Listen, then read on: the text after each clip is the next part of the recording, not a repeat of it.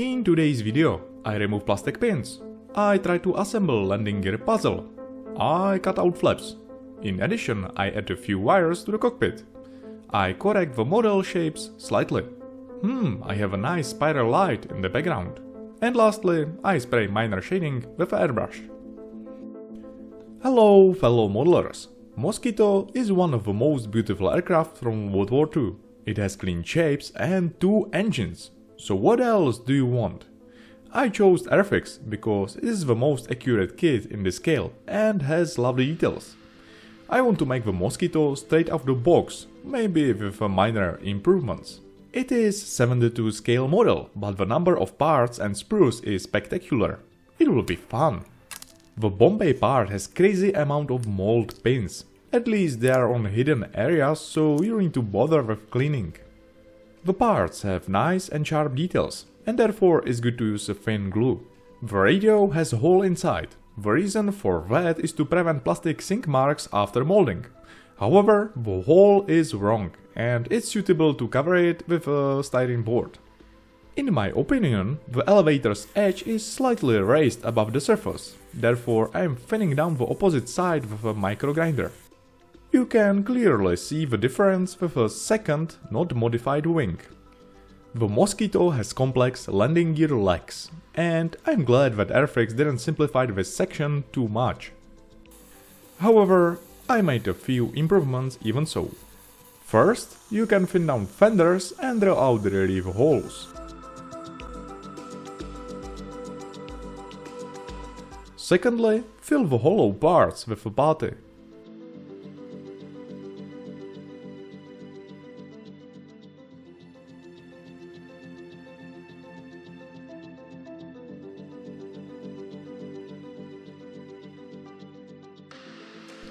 And lastly, cut out protectors and made new ones from wires. I think it is easier to design the parts in 3D and print them. However, this old school method works fine, if you have some patience. I like fresh design ideas, and this kit has many of them. For example, you can notice darts on the parts for correct installation.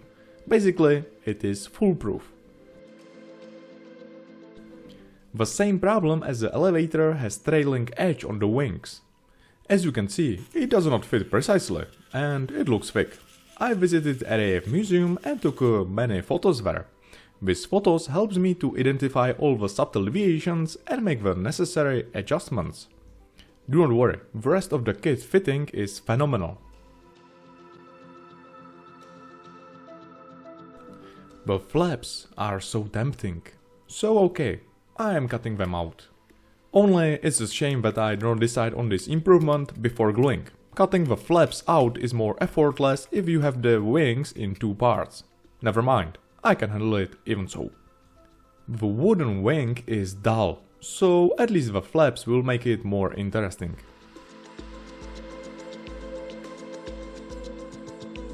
I am filling the hole with a 2-component epoxy putty. It can be smooth with the water to easily make the needed shape.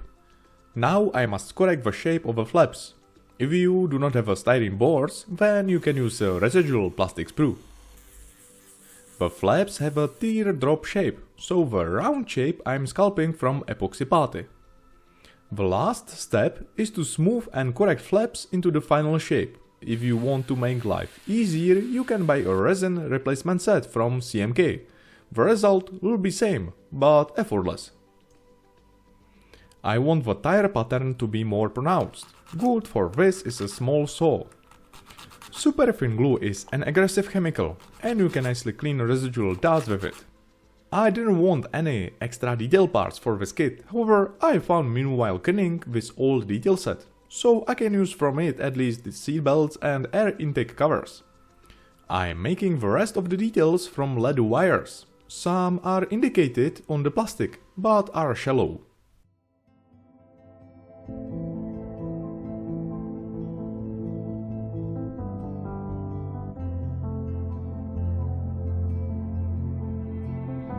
Now a few more details on the engine.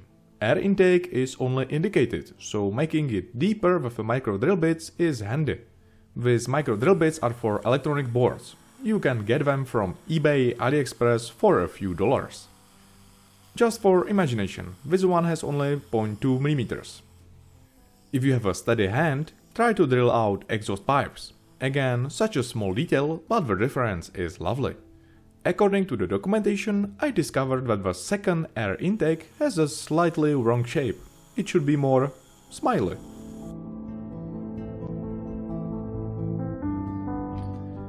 I am spraying the cockpit with a Tamiya acrylic paint, which is nicely smooth and relatively resilient. The small details I am painting with water-based acrylic paints like Vallejo, Revell Aqua or Citadel. They are odorless and dry fast, so work with them is pleasant.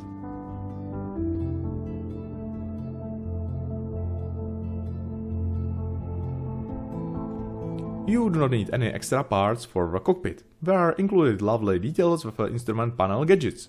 However, you must use decals chemicals to make it softer for copying underneath details.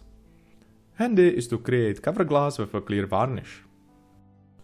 I am using highly diluted acrylic paint as a filter to make artificial shading, and with a denser paint, some random sketches.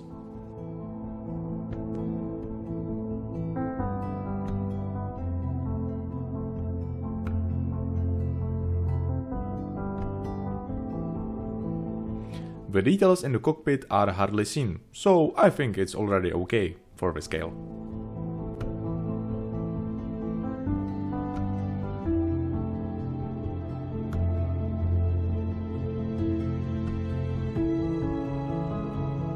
The fuselage was also made from plywood, so it should be nicely round and smooth. Therefore, you must fill the seam lines properly. You can use ordinary putty for plastic or superglue.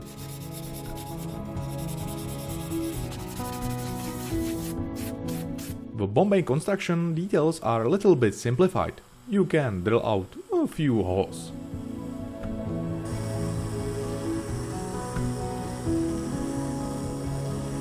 Besides, you can also correct the tail landing gear shape. There should be a line in the middle. I know that Airfix researched this plane properly, so I do not want to argue that this is wrong. However, according to historical pictures, the shape of the extended Bombay should be nicely round.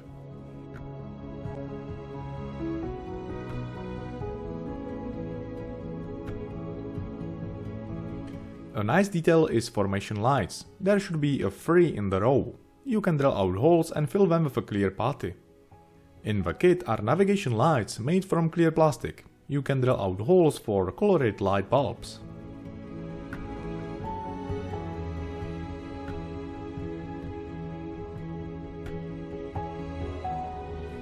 Now I am smoothing clear parts because they are slightly raised above the surface.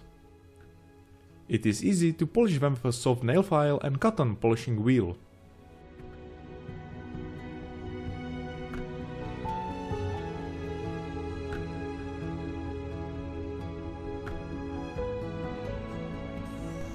The last improvement is propeller.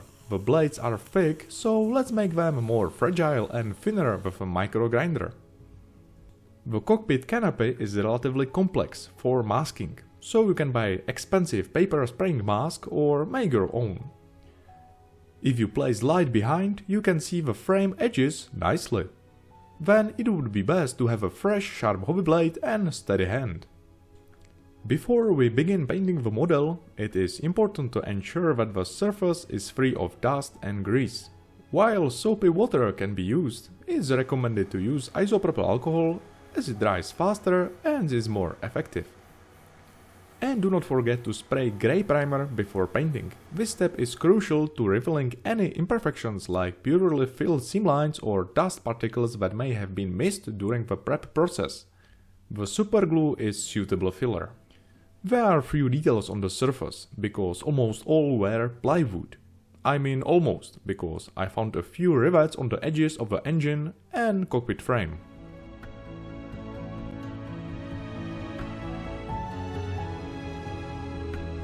I am glad that I decided to make the flaps raised. It looks lovely and more fragile. Pre-shading is one of the techniques for making the paint job less uniform. I am spraying dark grey paint on the edges and around panel lines. I decided on Mosquito with a night camouflage. It contains 3 shades, grey, green and black from the bottom side. I am spraying grey first because it is the brightest. Masking can be real pain, but with modern materials it's become much easier to tolerate. I recently discovered a black masking putty that I found to be quite handy. It allows you to create camouflage shapes quickly and easily. The only catch is that you have to work quickly with it, because the black putty will start to spread to all areas after just a few minutes, almost like a hot asphalt. The putty is slightly raised above the surface, so the color transition is after spraying nicely smooth.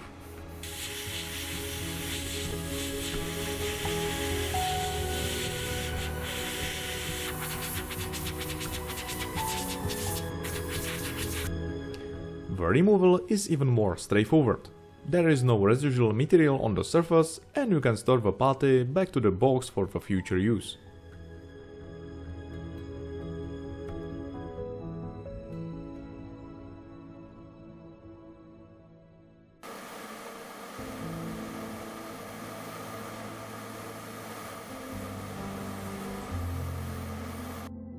I mentioned that the kit has clever ideas. There are included parts for masking. If you are considering using black surface on your plane, I recommend avoiding pure black. Instead, you will achieve more visually appealing result by using a mix of black and brown, or opting for a darker shade of grey.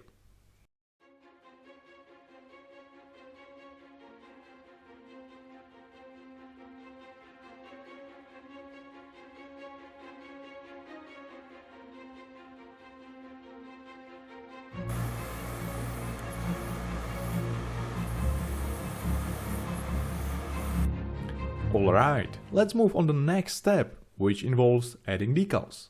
The Airfix decals are known to be perfect and smooth, but it's always advisable to apply a thin layer of a clear varnish on the surface to ensure the best result. And if you want to achieve even better result, then apply decals chemicals. It makes them smoother and more resilient.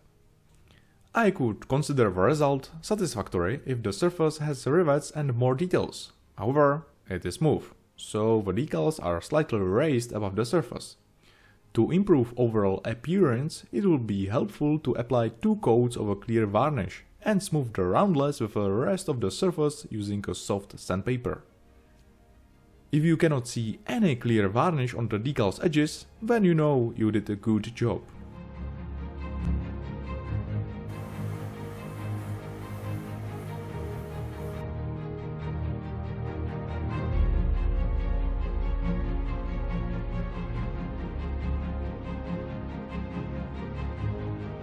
Now it's time for more shading and weathering, just to make a plane after some battle actions. Good for this step is to have a surface covered with a flat varnish.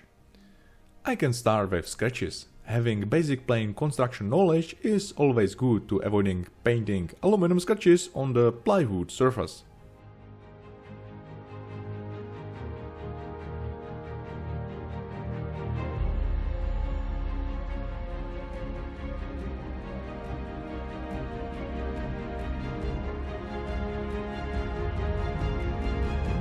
I have been working on the plywood surface for a while now, but it's still looking horribly dull. I think it needs more dirt and shading to make it look more realistic.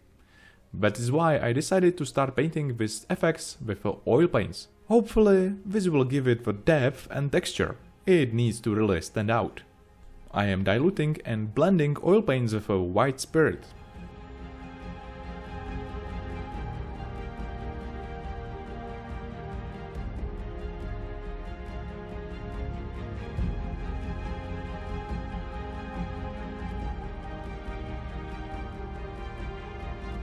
The pleasant effects are oil and fuel leaks.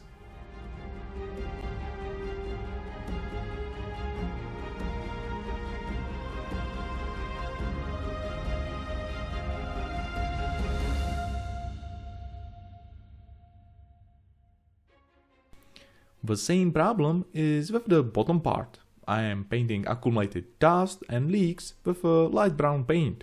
It makes a nice color contrast to the black.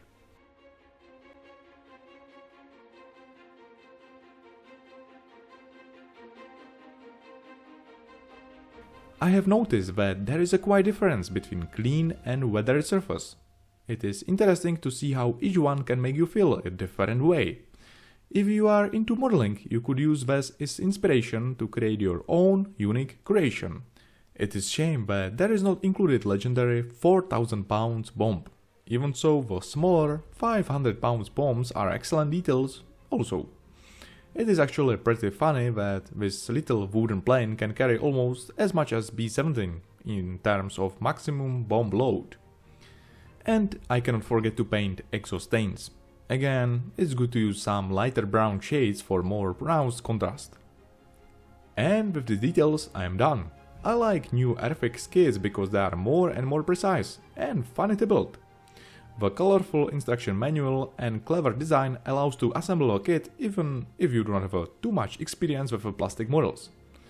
I know, I modified a few parts, but it was only a bonus and didn't change the overall result significantly. If you want more details or larger model, I recommend a 32 scale kit from Tamiya or Hong Kong models. They are lovely. I don't have a space for them, so I appreciate these 72 scale kits. Okay, that is all. Thank you for watching and see you next time.